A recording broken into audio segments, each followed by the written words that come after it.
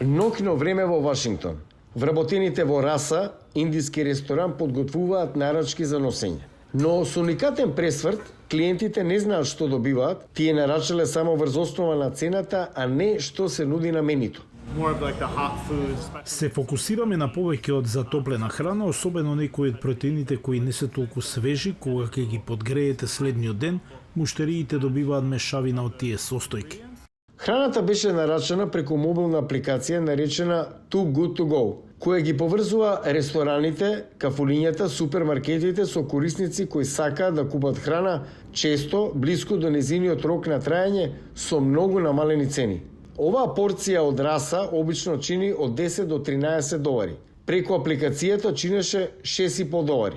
Винот вели дека собствениците на рестораните не заработуваат многу пари од овие нарачки, но дека е подобро отколку да фрлаат храна.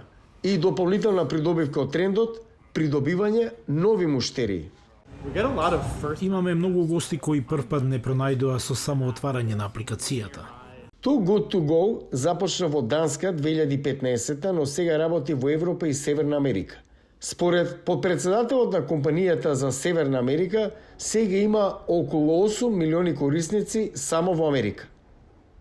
We have a big group of users who Имаме голема група на корисници кои обезбедуваат на овој начин храна за своето семејство. Имаме и други видови на муштерии кои се љубопитни.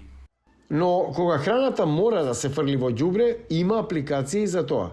Во Њујорк има околу 400 од овие канти за рециклирање. Тие се користат за рециклирање на старата храна и нејзино чување надвор од депониите. Одделот за земјоделство вели дека околу 1/3 од севкупната храна за јадење во сад завршува во ѓубре. Крис Меколеј од Too Good To Go вели дека користењето или повторното користење на што поголем дел од таа храна мора да биде национален приоритет. it's not going to be purely a policy. Не е можно само со политичка реакција. Самите бизниси не можат да направат промени. Сите треба да агитираме на сите фронтови. Остатоците од храната не се само за ѓубре.